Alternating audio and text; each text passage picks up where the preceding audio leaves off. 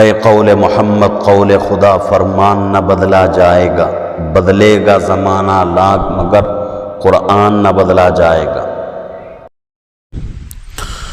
الحمدللہ نحمده ونستعینه ونستغفره ونؤمن به ونتوکل علیہ ونعوذ باللہ من شرور انفسنا ومن سیئات اعمالنا من يهده اللہ فلا مضل له ومن يضلله فلا هادي له ونشهد ان لا اله الا الله وحده لا شريك له ونشهد ان سيدنا وسندنا وحبيبنا ونبينا ومولانا محمدا عبده ورسوله وصلى الله تعالى على خير خلقه محمد وعلى آله وأصحابه أجمعين أما بعد فأعوذ بالله من الشيطان الرجيم بسم الله الرحمن الرحيم إن الذين آمنوا وعملوا الصالحات وأقاموا الصلاة وآتوا الزكاة لهم أجرهم عند ربهم ولا خوف عليهم ولا هم يحزنون وقال تعالى في موضع آخر والمقيمين الصلاة والمؤتون الزكاة والمؤمنون بالله واليوم الآخر أولئك سنؤتيهم أجرا عظيما وقال تعالى في مقام آخر والذين يكنزون الذهب والفضة ولا ينفقونها في سبيل الله فبشرهم بعذاب أليم يوم يحمى عليها في نار جهنم فتكوى بها جباههم وجنوبهم وظهورهم هذا ما كنزتم لأنفسكم فذوقوا ما كنتم تكنزون صدق الله العظيم وصدق رسوله النبي الكريم ونحن على ذلك لمن الشاهدين والشاكرين والحمد لله رب العالمين۔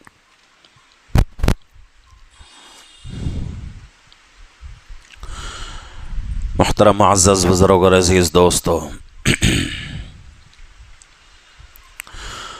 رمضان المبارک کا مہینہ چل رہا ہے اور یہ تیسرا جمعہ ہے رمضان کا۔ 15 روزے آج کو مکمل ہو رہے ہیں، 15 تراویح ہماری مکمل ہو چکی ہے۔ گویا کہ رمضان کا آدھا مہینہ دیکھتے دیکھتے ہی گزر چکا، اب آدھا مہینہ باقی ہے۔ اللہ چاہے تو 15 روزے ہوں گے، نہیں تو 14 روزے مکمل ہو کر رمضان کا مبارک مہینہ ختم ہو جائے گا۔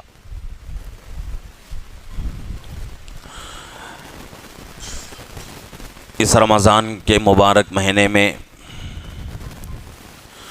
ہم کو اپنی زندگی کو بدلنے کی ضرورت ہے۔ رمضان کا مبارک مہینہ اللہ رب العزت اسی لیے عطا فرماتے ہیں تاکہ بندہ رمضان میں خوب اللہ کی عبادت کر کے، روزوں کا اہتمام کر کے، تراویح کا اہتمام کر کے، نمازوں کی پابندی کر کے، گناہوں سے بچ کر اپنی عادت بنا لیں اور اسی عادت کو پورا سال قائم رکھیں، اسی عادت پر پورا سال زندگی گزاریں۔ اس لیے اللہ رب العزت رمضان کا مبارک مہینہ عطا فرماتے ہیں۔ اور کتابوں میں لکھا ہوا ہے کہ کوئی بندہ رمضان کا مبارک مہینہ صحیح طریقے سے گزار لیتا ہے، رمضان کی قدر کر لیتا ہے، رمضان کے روزوں کا اہتمام، تراویح کا اہتمام، گناہوں سے بچنے کی اور اسی طریقے سے اللہ کی دیگر عبادتوں کی پابندی کرتا ہے، ایک مہینہ اس طرح گزارنے پر اللہ رب العزت باقی 11 مہینے گناہوں سے بچنے کی، اللہ کی عبادت کرنے کی، نمازوں کا اہتمام کرنے کی اللہ توفیق عطا فرماتے ہیں۔ باقی 11 مہینوں کی زندگی رمضان کے مبارک مہینے کے اوپر منحصر رہتی ہے کہ رمضان کا مبارک مہینہ ہم نے کیسے گزارا۔ جیسا ہمارا رمضان رہے گا ویسا ہی باقی مہینے ہمارے رہیں گے۔ رمضان میں اگر کوتاہیاں کرتے رہے، گناہ کرتے رہے، رمضان کی ہم نے قدر نہیں کی، تو باقی 11 مہینے میں بھی ہم گناہوں سے نہیں بچ سکتے۔ تو اس لیے رمضان کا مبارک مہینہ اللہ ہمیں عطا فرماتے ہیں تاکہ بندہ گناہوں سے بچ کر اپنی عادت بنا لے، اور اسی عادت کو سال کے 11 مہینے پورا کرے۔ اس لیے اللہ رب العزت رمضان کا مبارک مہینہ عطا فرماتے ہیں۔ گزشتہ جمعہ میں بھی، اس سے پہلے والے جمعہ میں بھی رمضان کی فضیلت گزر چکی ہے، روزوں کی فضیلت، اور اسی طریقے سے رمضان کو کیسے گزاریں اور رمضان کی عبادتیں کیا ہیں، یہ تمام باتیں پیچھے گزر چکی ہیں۔ اللہ رب العزت نے قرآن پاک میں بہت ساری عبادتوں کا ذکر فرمایا ہے، اور اس میں سے بنیادی طور پر عبادتیں 2 طرح کی ہوتی ہیں، ایک بدنی عبادتیں اور ایک مالی عبادتیں۔ بدنی عبادتیں جیسے نماز پڑھنا، روزہ رکھنا، یہ بدنی عبادتیں ہیں، ذکر کرنا، قرآن کی تلاوت کرنا، اللہ کو یاد کرنا، اللہ سے ڈرنا، اور اسی طریقے سے گناہوں سے بچنا، نیکیاں کرنا، یہ تمام کی تمام چیزیں بدنی عبادتیں ہیں۔ اور مالی عبادتیں بھی ہیں، جیسا کہ زکوٰۃ ادا کرنا، حج، اور اسی طریقے سے صدقہ خیرات کرنا، اللہ کے نام پر اپنا مال خرچ کرنا، غریبوں کی مدد کرنا، یتیموں کی، بیواؤں کی، مسکینوں کی، کمزوروں کی، بھوکوں کی مدد کرنا، یہ تمام چیزیں مالی عبادتیں ہیں۔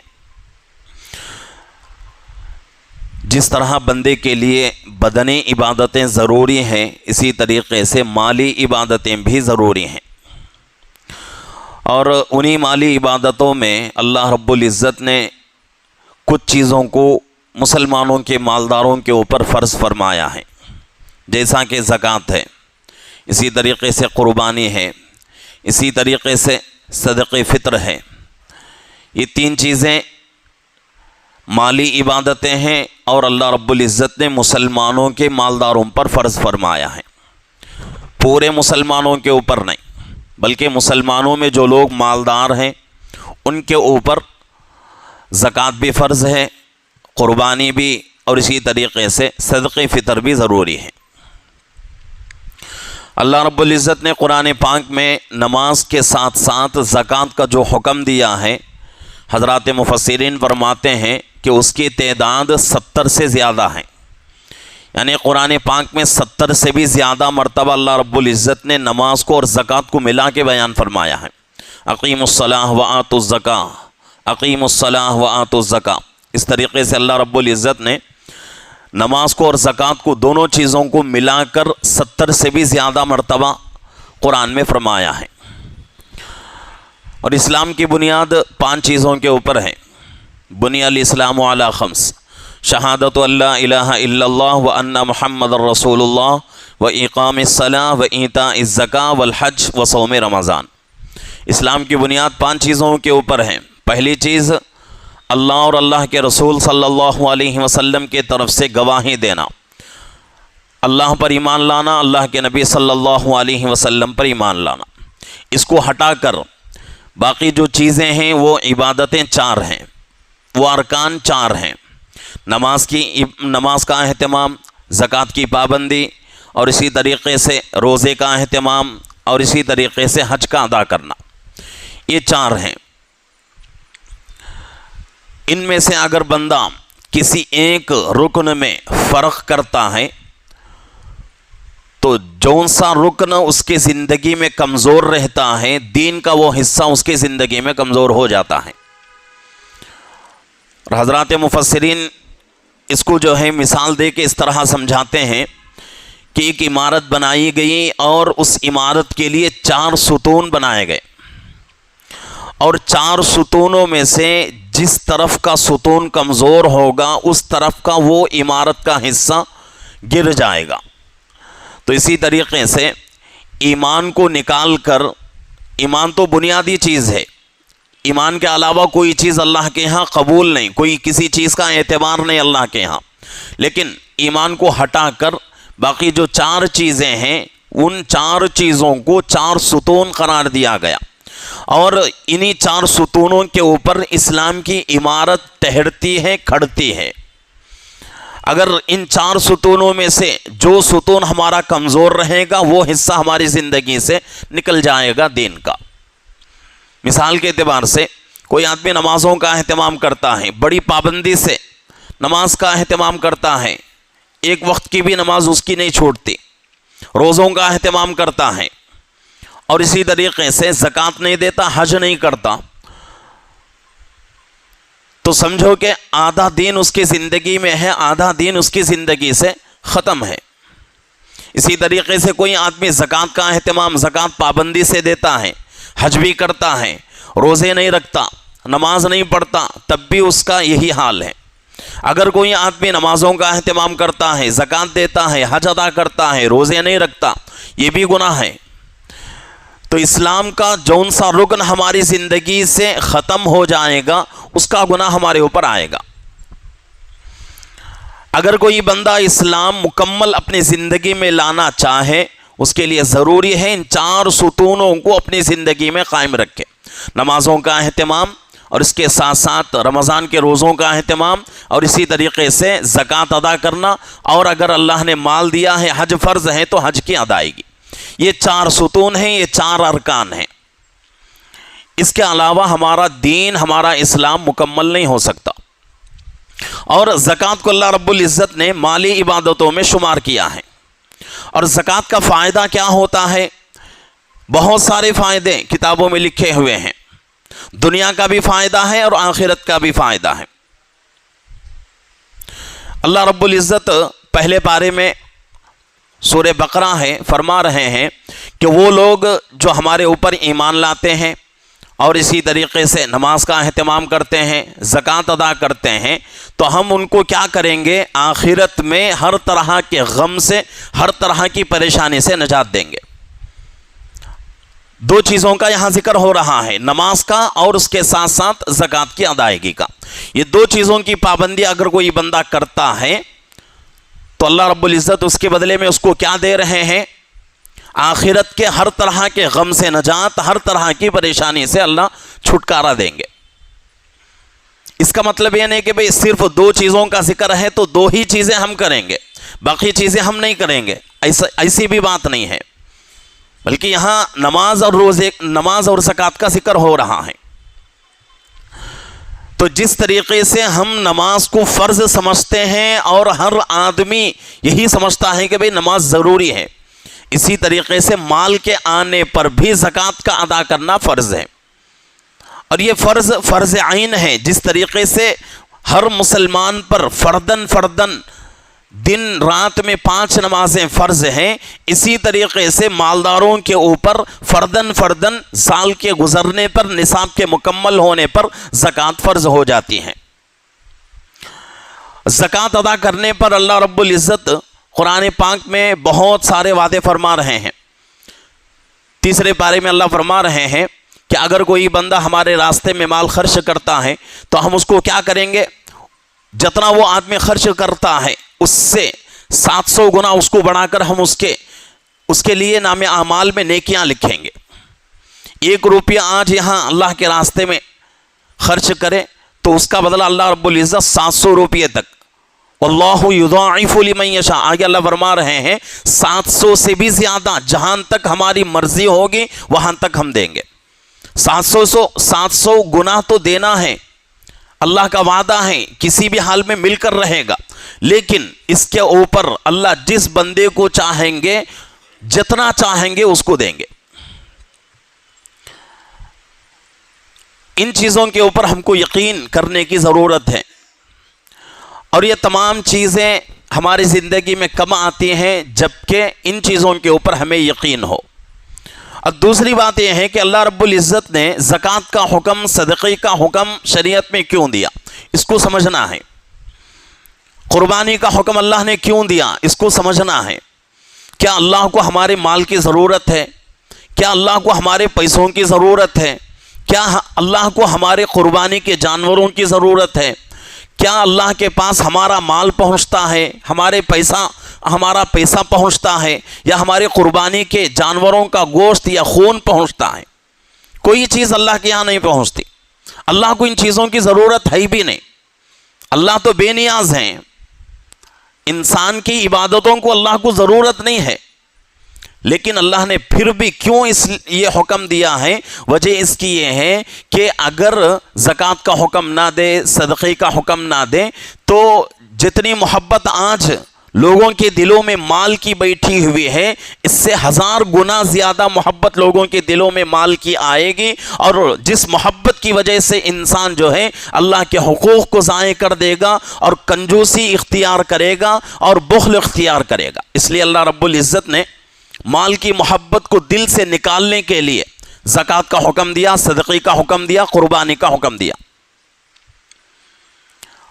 اور اس امت سے پہلے جتنی امتیں آئیں، تمام امتوں پر زکوٰۃ واجب تھا، صدقہ ضروری تھا، لیکن اس سے پہلے جتنی امتیں آئیں ان میں طریقہ کیا تھا؟ جو بندہ اللہ کے راستے میں مال صدقہ کرنا چاہتا، زکوٰۃ ادا کرنا چاہتا، اس کے لیے حکم یہی تھا کہ تجھے جتنا دینا ہے نکال کر کیا کر، ایک میدان میں جمع کر دے۔ اللہ کی طرف سے آسمان سے ایک آگ آئے گی، آگ آ کر اس مال کو جلا کر راکھ کر دے گی، اور جس کا مال جل جاتا تھا لوگ سمجھ جاتے تھے کہ بھئی اس کا مال اللہ کے یہاں قبول ہو گیا۔ یہی جو ہے قبولیت کی علامت ہوتی تھی۔ لیکن اللہ نے اس امت کو یہ حکم نہیں دیا، بلکہ اللہ نے حکم دیا کہ مالدار کیا کریں؟ اپنا پیسہ زکوٰۃ کا، صدقے کا اس امت کے غریب لوگوں کے اوپر خرچ کریں۔ یہ بہت بڑا احسان ہے اللہ کا۔ اور دوسری وجہ زکوٰۃ کو مشروع کرنے کی، زکوٰۃ کا حکم دینے کی، صدقے کا حکم دینے کی دوسری وجہ یہ ہے کہ غریبی ختم ہو جائے، غربت جو ہے ختم ہو جائے۔ اگر آدمی جو ہے اپنے مال کی زکوٰۃ ادا نہیں کرتا، صدقہ ادا نہیں کرتا، تو پھر غریب لوگوں کی کون مدد کر سکے گا؟ غریب لوگوں کی مدد کرنا ہماری اور آپ کی ذمہ داری ہے، ہمارے آپ کے اوپر فرض ہے کہ ہم سب مل کر کیا کریں؟ غریب کی مدد کریں۔ اسی لیے اللہ رب العزت نے زکوٰۃ کا حکم دیا ہے۔ ہاں، اتنا فرق ہے کہ صدقے سے ہم ہر کسی کی مدد کر سکتے ہیں، لیکن زکوٰۃ سے اور اسی طریقے سے فطرے کے مال سے صرف اور صرف مسلمان کی ہم مدد کریں گے۔ یہی حکم ہے۔ فرض صدقات میں، واجب صدقات میں صرف اور صرف مسلمان کا حق ہے۔ مسلمان کے علاوہ ہم زکوٰۃ کسی کو نہیں دے سکتے، فطرے کا پیسہ ہم کسی کو نہیں دے سکتے، یہ جائز نہیں ہے، صرف اور صرف مسلمان کو دیں گے۔ لیکن قربانی ہم کرتے ہیں، قربانی کا گوشت یہ حکم نہیں ہے کہ بھئی صرف مسلمان کو دیں، غیر کو بھی ہم دے سکتے ہیں۔ کوئی بھی کسی بھی مسلک سے، کسی بھی مذہب سے اس کا تعلق ہو، اس سے ہمیں کوئی لینا دینا نہیں۔ دینا اگر چاہیں تو کسی کو بھی دے سکتے ہیں قربانی کا گوشت۔ اور اسی طریقے سے نفلی صدقات ہیں، نفلی صدقات کسی کو بھی ہم دے سکتے ہیں۔ اس میں جو ہے مذہب کی کوئی رعایت نہیں، مذہب کا کوئی اعتبار نہیں کہ بھئی فلاں مذہب کا ہے اسی کو ہم دیں گے، یہ نہیں۔ اور یہ حکم جو ہے اللہ رب العزت نے صرف اور صرف زکوٰۃ اور فطرے میں دیا ہے کہ زکوٰۃ اور فطرہ مسلمان کا حق ہے، مسلمان غریب کو ہی دینا ہے۔ اگر کوئی بندہ کسی دوسرے مذہب کے آدمی کو دیتا ہے، کافر کو دیتا ہے، یا پھر جو ہے عیسائی کو، یہودی کو، کسی بھی آدمی کے ہاتھ پہ تھما دیتا ہے، وہ زکوٰۃ و فطرہ اللہ کے یہاں قبول نہیں کیا جائے گا، وہ ادا نہیں ہو سکتا۔ اور زکوٰۃ جو ہے کب فرض ہوتی ہے؟ اس کے لیے بھی ایک نصاب ہے، 7.5 تولہ سونا یا 52.5 تولہ چاندی، یعنی کہ 50 پر 2.5 تولے چاندی۔ اگر اتنا مال ہمارے پاس ہے، اور یہ مسئلہ جو ہے سال میں کئی دسیوں مرتبہ ہم سنتے رہتے ہیں، دسیوں مرتبہ ہمارے جو ہے کانوں سے مسئلہ گزرتا رہتا ہے کہ 7.5 تولہ سونا یا 50 پر 2.5 تولے چاندی ہو تو اس مال کے اوپر سال گزرتا ہے، تو سال کے گزرنے پر زکوٰۃ واجب ہوتی ہے۔ لیکن کتنی بھی مرتبہ ہم سن لیں، لیکن ہم اس پہ جو ہے کوتاہی کرتے رہتے ہیں۔ یہ کیوں کوتاہی ہوتی ہے؟ مال کی محبت ہمارے دل میں بیٹھی ہوئی ہے۔ اللہ رب العزت زکوٰۃ کا حکم دے کر یہ دیکھنا چاہتے ہیں کہ میرا بندہ جس کے دل میں میری محبت زیادہ ہے یا اس کے مال کی محبت زیادہ ہے، یہ دیکھنا چاہتے ہیں۔ اگر کسی کے دل میں اللہ کی محبت زیادہ ہے تو وہ آدمی لا محالہ، اس میں کوئی شک نہیں، شبے کی کوئی گنجائش نہیں ہو سکتی کہ جس کے دل میں اللہ کی محبت ہو وہ آدمی اللہ کے حکم کو توڑ کے زندگی گزارے، ایسا ہو نہیں سکتا۔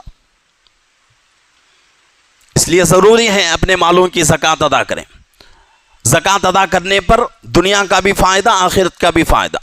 دنیا کے غموں سے بھی اللہ نجات دیں گے، پریشانیوں سے اللہ بچائیں گے، بیماریوں سے اللہ شفا دیں گے۔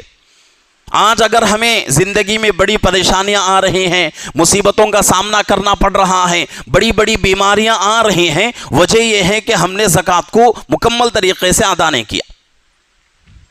اگر آپ کو یہ بات کڑوی لگتی ہے تو کوئی مذائقہ نہیں ہے، یہ حق ہے، یہی جو ہے سچ ہے کہ اگر ہماری زندگی میں بڑی پریشانیاں آ رہی ہیں، مصیبتیں، بیماریاں، نئی بیماریاں آ رہی ہیں، اس کی وجہ صرف اور صرف زکوٰۃ ادا نہ کرنا۔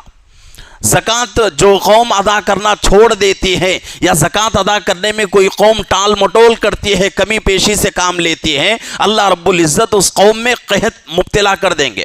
وہ قوم جو ہے قحط سالی میں مبتلا ہو جائے گی، ترسنے لگے گی، پیسے کو کھانے کو ترسنے لگے گی، بڑی بیماریاں اس قوم میں پیدا ہو جائیں گی، پریشانیوں کا وہ قوم سامنا کرنا پڑے گی، اللہ کی طرف سے قہر اور عذاب مسلط ہو جائے گا زکوٰۃ ادا نہ کرنے پر۔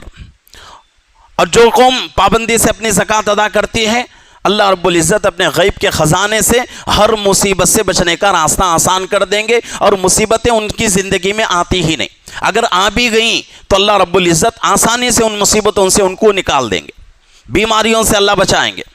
آج کیسی بیماریاں پیدا ہو رہی ہیں، ماضی میں، پیچھے زندگی میں ہم نے ان بیماریوں کا تذکرہ ہی نہیں سنا، ان بیماریوں کا نام ہی معلوم نہیں۔ ایسی بیماریاں آج جنم لے رہی ہیں، پیدا ہو رہی ہیں، اور وہ بیماریاں کیسی ہیں؟ انسان کی زندگی کو ختم کر رہی ہیں۔ وہ بیماری انسان کو آ گئی تو انسان تباہ ہو رہا ہے، برباد ہو رہا ہے، اور علاج کے لیے اپنا سب کچھ بیچ رہا ہے۔ ایسی بیماریاں آج آ رہی ہیں، وجہ اس کی یہی ہے کہ ہم نے زکوٰۃ کو زکوٰۃ سمجھ کر اس کا پورا حق ہم نے ادا نہیں کیا۔ اور جو لوگ زکوٰۃ ادا کرتے ہیں، اللہ رب العزت ہر مصیبت سے بچاتے ہیں۔ 10ویں پارے میں اللہ فرما رہے ہیں والذین یکنزون الذهب والفضة ولا ينفقونها فی سبیل اللہ، وہ لوگ جو سونا چاندی جمع کر کے رکھتے ہیں، اللہ کے راستے میں خرچ نہیں کرتے، فبشرهم بعذاب علیم، اللہ فرما رہے ہیں کہ اے نبی جی ان کے لیے دردناک عذاب کی خوشخبری سنا دیجیے۔ وہ عذاب کیسا ہوگا؟ یوم یحما علیہا فی نار جہنم فتکوا بہا جباہہم وجنوبہم وظہورہم ھذا ما کنزتم لانفسکم فذوقوا ما کنتم تکنزون۔ جو لوگ دنیا میں سونا چاندی جمع کر کے رکھتے تھے، زکوٰۃ ادا نہیں کرتے تھے، صدقہ نہیں دیتے تھے، اللہ کے راستے میں مال خرچ نہیں کرتے تھے، ان کے مالوں کو اللہ رب العزت جہنم میں تپائیں گے، گرم کریں گے۔ گرم کر کے تپا کر اللہ رب العزت انسان کے پیشانی کو اور انسان کے پہلو کو اور انسان کی پیٹھ کو اللہ تعالیٰ کیا کریں گے؟ جلائیں گے، داغیں گے۔ دنیا کی آگ کسی کو جو ہے تھوڑی سی لگ جائے تو برداشت نہیں ہوتی، اگر کسی کا کوئی حصہ جل جائے دنیا کی آگ سے تو انسان جو ہے کئی دن تک مسلسل بیمار ہو جاتا ہے، کئی دن گزرنے کے بعد، کئی ہفتے، کئی مہینے گزرنے کے بعد وہ حصہ جلا ہوا ٹھیک ہوتا ہے۔ لیکن جہنم کی آگ کے بارے میں آتا ہے کہ دنیا کی آگ جہنم کی آگ سے کتنا جو ہے، جہنم کی آگ بڑی ہوئی ہے، 69 جو ہے درجے بڑی ہوئی ہے، یعنی 60 پر 9 درجے دنیا کی آگ سے جہنم کی آگ سخت ہے۔